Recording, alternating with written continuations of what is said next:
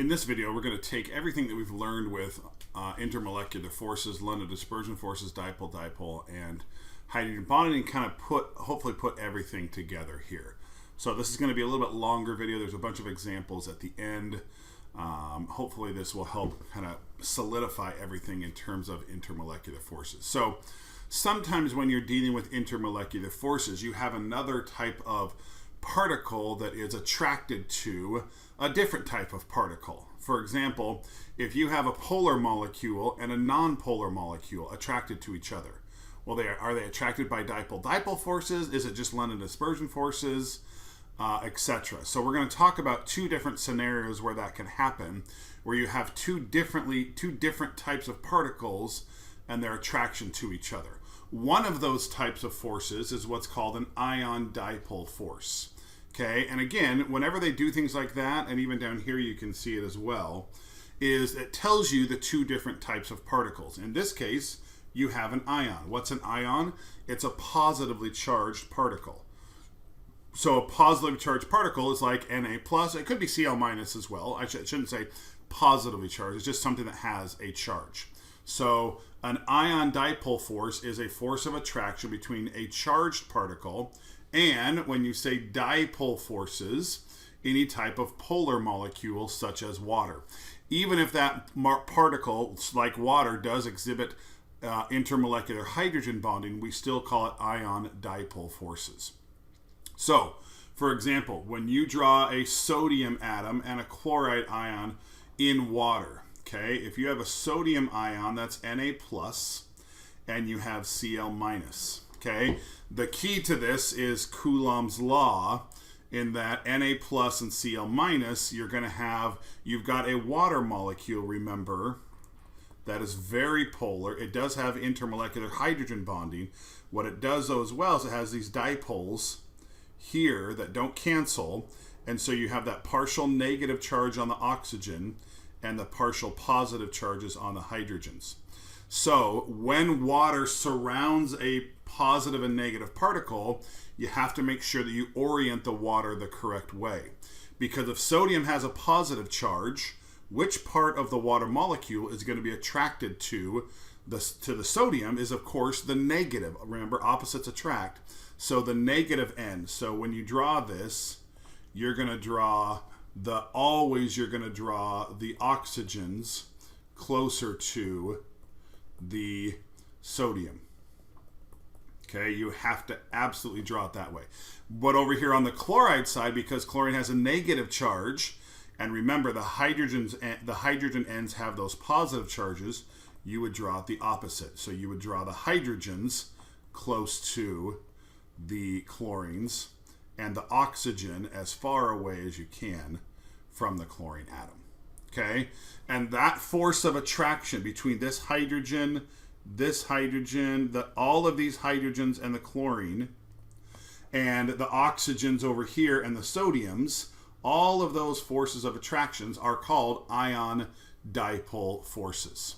Okay, and again, these are really, really strong. If you think about, like, when water boils, okay, when water boils, if you put salt in it, everyone thinks, well, it makes your food cook faster. Well, why does it make your food cook faster? It's right, it does. But why does that happen?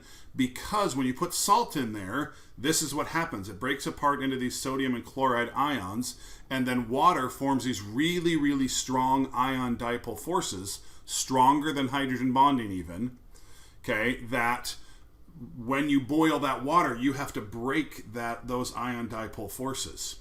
Well, and to break that requires more energy. So water normally boils at 100 degrees Celsius. But when you put salt in there, and now it has these new ion dipole forces of attraction, then the water, it takes more energy to break those attractions, and so the boiling point goes up. And so rather than the water boiling at 100 degrees, it might not boil until you get to 102 degrees or 103 degrees. And what does that do? It makes your food cook faster. It doesn't make the water boil faster. That's a very common misconception. Okay, water does not boil faster when you put salt on it. If you think about it, it has to get to a higher temperature to boil, not a lower temperature, again, because of these ion dipole forces that are created. Okay, so anytime you have a polar molecule attracted to an ion, those are called ion dipole forces.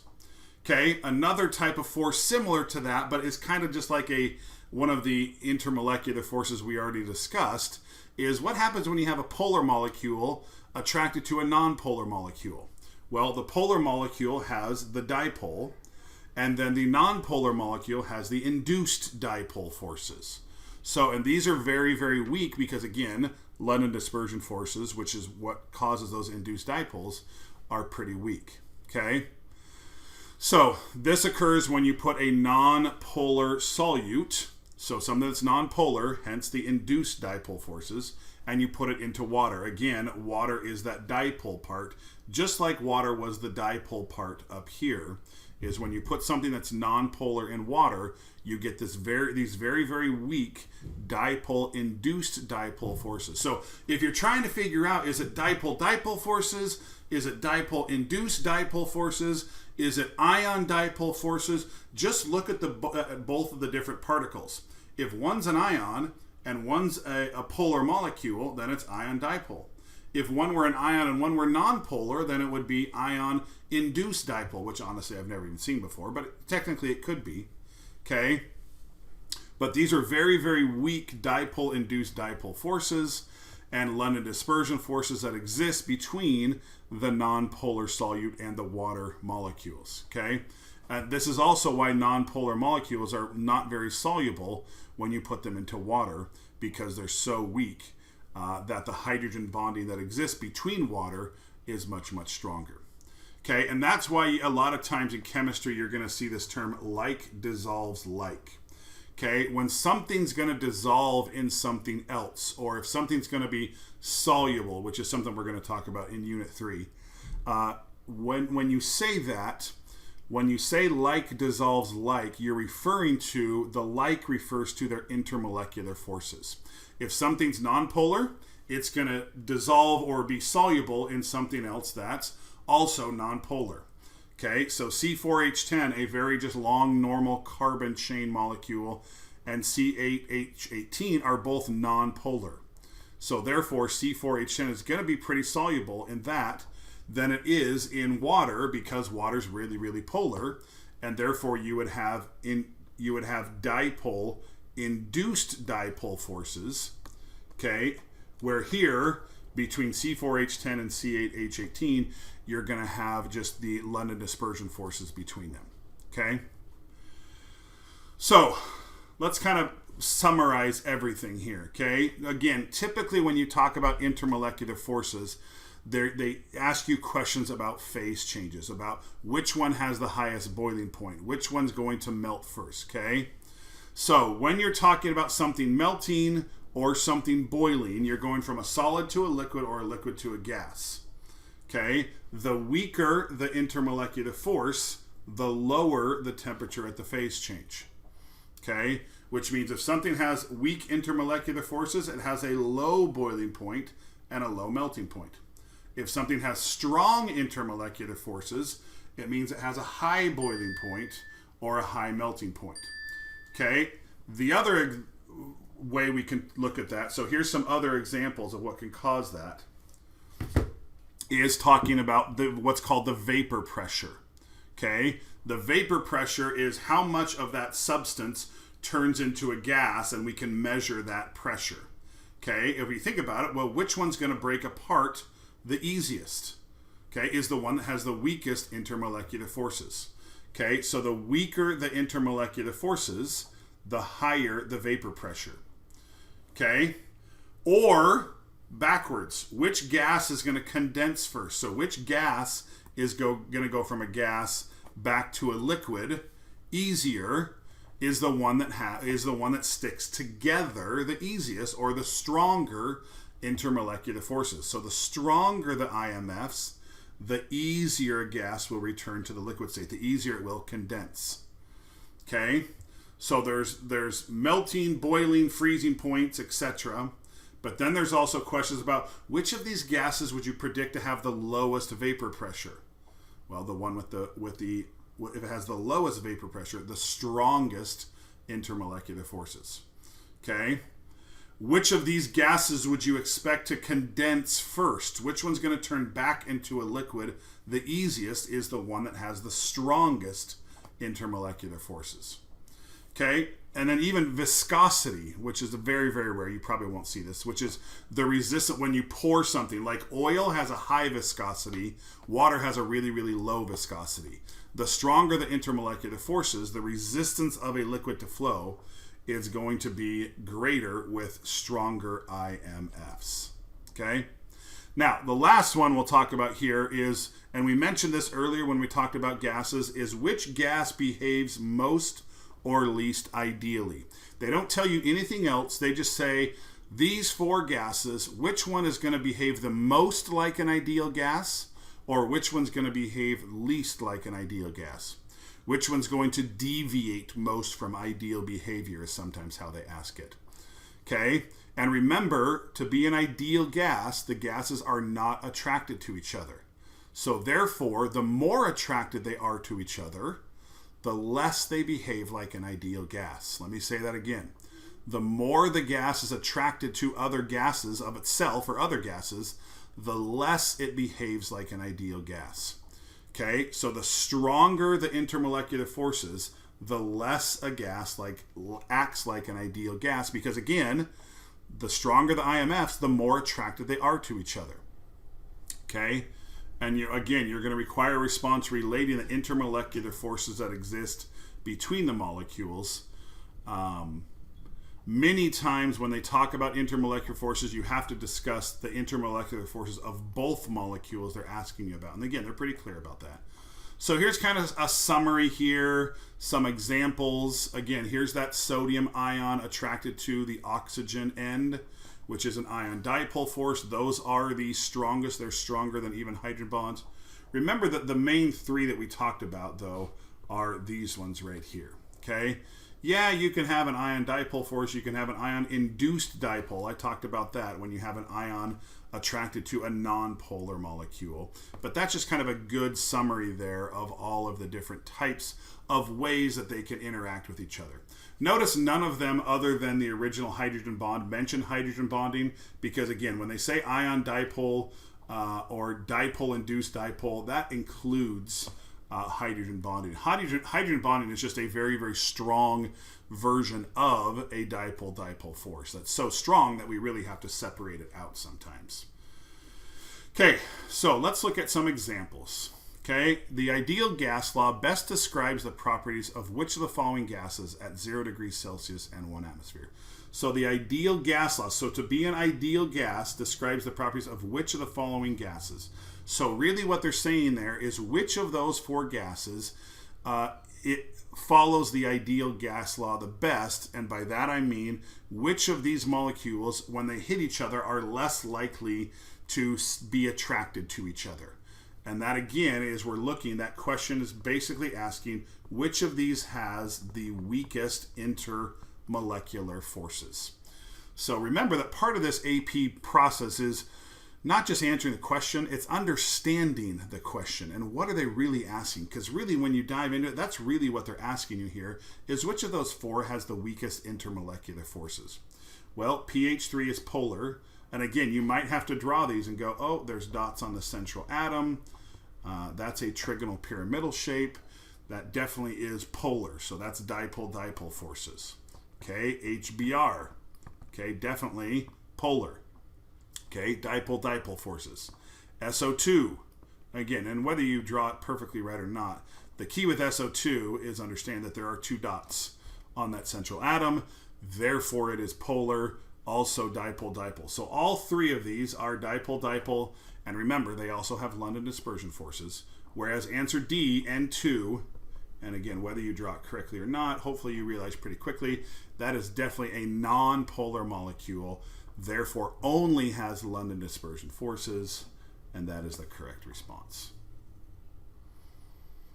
Okay, example 2. List all the types of intermolecular forces that the two compounds below have in common. Okay, first of all, let's start with the basics. Okay, they're both covalent compounds, so what do they have in common? So in common, They definitely have London dispersion forces. Again, if that's your first time writing it, write the whole thing out. Don't abbreviate it LDFs until you've written London dispersion forces one time. Okay, are these polar? Well, certainly. You've got this nitrogen here. You got this weird group coming off the side. You've got these random oxygens here. You've got these groups coming off the side. Absolutely, they are polar. So certainly they have dipole forces in common. And then, do you see in either molecule where an H is bonded? And again, it'd have to be in both because, again, it has to be in common. In this one, I see an H bonded to an N, bonded to an N, and that's pretty much it. Could this molecule form hydrogen bonds with other compound Ws? Absolutely, it could. Okay, so this one does have LDFs, dipole, and hydrogen bonding. But this one over here, oh, actually, yes, it does. There's only one spot, but that's enough. Does this molecule exhibit hydrogen bonding? Yes, it does. The H is bonded to the O, and it could, therefore, form a hydrogen bond with another compound Z. So, yes, those compounds, both of them, all have all three types of intermolecular forces. Okay, example 3. Using the same two molecules above, compound Z, so this one has a higher boiling point, okay?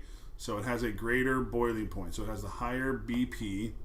The student claims that compound Z has a greater boiling point because it has greater London dispersion forces than compound W.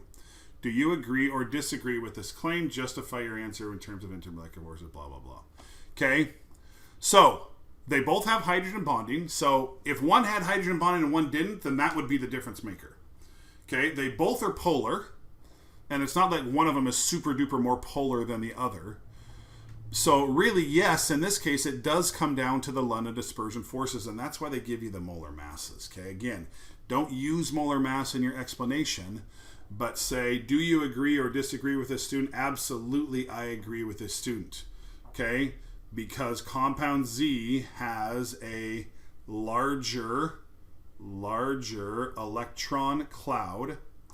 And anytime you mention that, also use that word polarizable. Okay, so Z has a larger electron cloud and therefore is more polarizable. It's not a spelling test. If you spell it wrong, they don't care. Okay, and therefore has stronger London dispersion forces.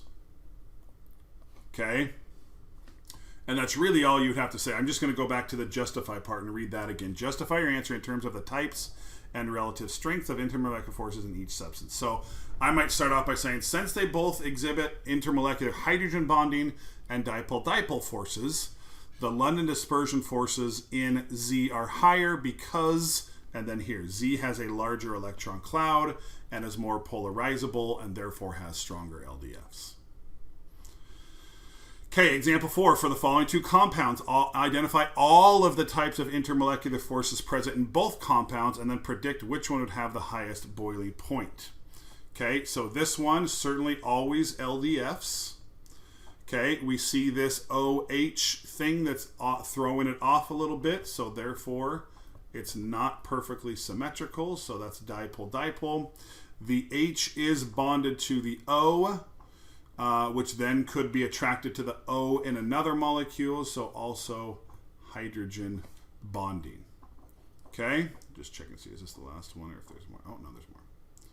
Okay, and then the one over here on the right, again, always London dispersion forces. You've got this group here on the end, so you would say dipole, definitely polar, and then you've also got an H bonded to an O, so you've also got hydrogen bonding. Okay, so we've identified all the types of intermolecular forces. Which one would you predict to have the higher boiling point? Again, they both have hydrogen bonding. They're both relatively polar. So what it's going to come back down to again, just like the previous question, is which one has the larger electron cloud. Okay, so I'm going to say this one is going to have the highest boiling point. And again, what does it come down to? comes back to the fact that basically this one does have that extra oxygen there, and therefore it has a, just like the last question, larger electron cloud, more polarizable, and therefore stronger LDFs, gives that molecule the higher boiling point. Okay, example 5. I told you guys there's a lot of examples here. Which gas, Cl2 or O2, will deviate most from the ideal gas law at low temperatures? Okay, at low temperatures, remember, at low temperatures, gases tend to deviate more because the molecules are more attracted to each other. But again, once we kind of unpack this question, what is this question really asking? Which one's going to deviate more, which means which of these molecules is going to be more attracted to itself? Okay? And really what that's saying is which one has the strongest, that's what this question really is asking, which of those two has the strongest intermolecular forces is what they're asking. Okay? And so your answer is certainly going to be Cl2 because the London dispersion forces in Cl2 are stronger due to, again, the larger electron cloud in Cl2, again, more polarizable. Again, you're just saying all the buzzwords so the grader knows, this person knows what you're talking about. Okay, this is their answer. Cl2 will deviate more from the ideal gas law than O2 because Cl2 has a more polarizable electron cloud due to its greater number of electrons and therefore has stronger London dispersion forces. And again, this next sentence not super important. Again, they're looking for this, they're looking for this, and they're looking for that. Okay? And then that last sentence is just kind of a summary.